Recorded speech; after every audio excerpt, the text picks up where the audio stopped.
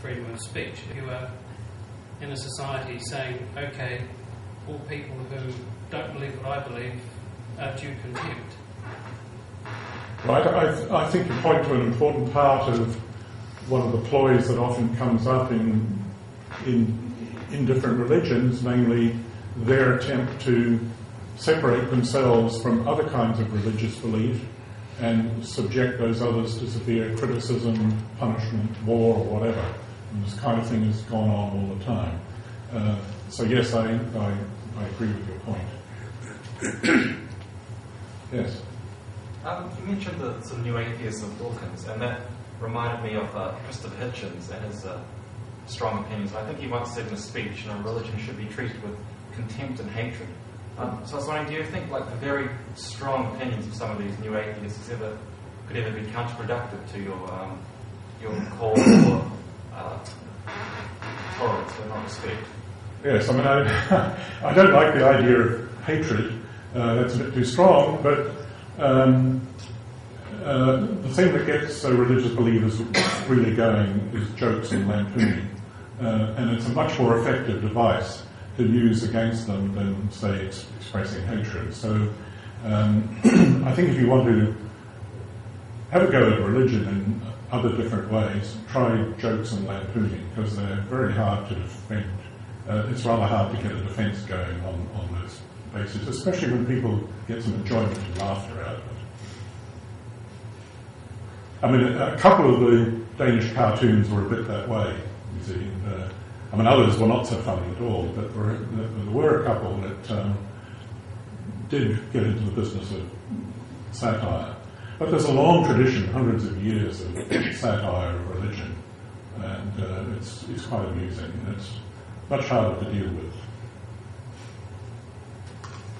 Yes? I've got a sort of follow-up to this gentleman's question about being an atheist in a situation where you're surrounded by religious people. Basically, what I'm wondering is if an atheist is in that sort of situation and they conform with their religious expectations, are they being, to put them loosely, unfaithful to atheism? The question is, if you say stuck at the table and grace is being said, so you stay there, are you being unfaithful to atheism? I wouldn't like to use the word faith or unfaithful with respect to atheism. You may simply be being opportunistic, perhaps. Perhaps the effort of wanting to argue with them is too much, and you just sit there wanting to get on with the meal, because the meal is going to take a lot longer. Yes.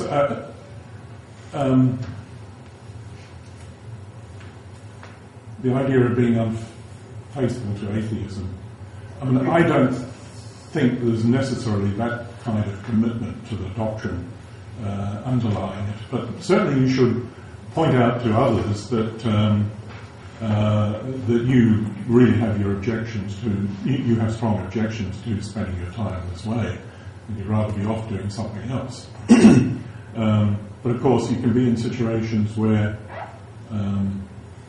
perhaps that's not the best way to deal with it. So I don't recommend anything in particular here.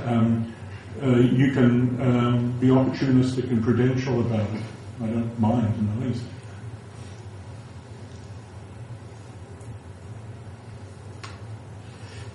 Just a bit of clarification rather than a point here. Point number one, to pay attention and consideration.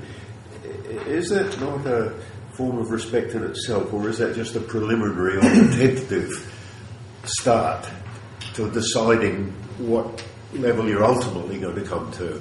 I mean, unless you pay attention and consider a point of view in the first place, of course you've got no judgment towards it. Is it just a tentative thing, or is it really a separate issue? Well, that's an interesting point. I mean, there is the phrase "pay respect to," and in thinking about that, I thought all that really comes to is just giving consideration to something. So you could pay respect to the Bible in the sense of looking it up, checking the references, finding out what's said, and so on.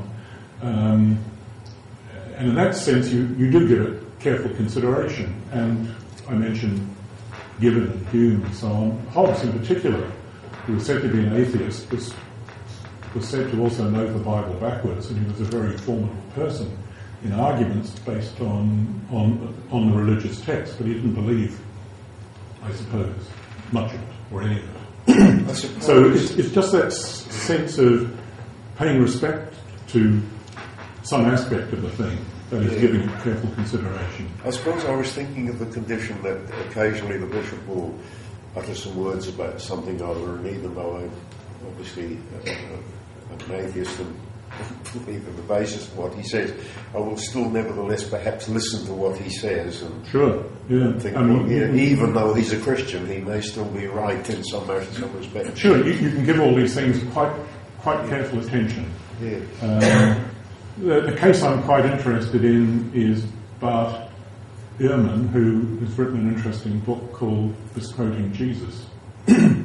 And he started off life as an evangelical Christian, decided to study the Bible, learnt all the relevant languages, started reading all the handwritten copies there ever were of the Bible up to the time of printing, the start, I think, in the 2nd century AD. And then he noticed how copyists had changed things. And he was wondering now what was the real stuff that was being said. And he came to the conclusion there's no way we can find out. And he's now turned from being an evangelical Christian to an atheist. But he gives the Bible very careful attention. All the handwritten copies and how they differ. That's his scholarly thing. So it's that kind of thing I had in mind. But it doesn't necessarily entail belief or reverence of any other sort, or respect of any other sort.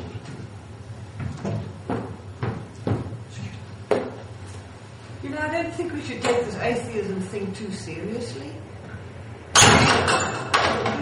You read the Humanist newsletter? There's something there about somebody who's bothered about the word Christmas or Happy Easter. It doesn't bother Christians to say Happy Easter, even though it's a pagan goddess. Why should it bother me to say Merry Christmas? Yes, I mean, there's a joke by an American comedian. I think I've come across it several times now, but maybe this is the original source. I've forgotten the name of the person, but I know where I got it from. In the 1920s, he said, the thing that stopped me being an atheist is atheists have no holidays. It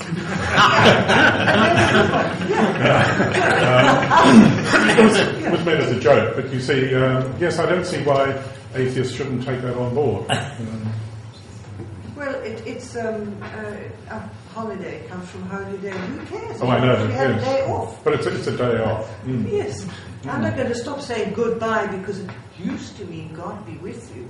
It's part of the language. It's fun. Yes, it's lost its original meaning. And a holiday church and prayer. I just stand. I go to church sometimes, for whatever reason. I stand there with my eyes open and wink at the little kids who also have their eyes open.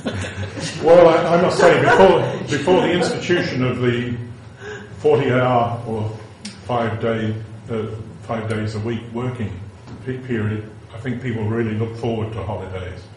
It might have literally thanked God for them because there was no other way of regulating time off.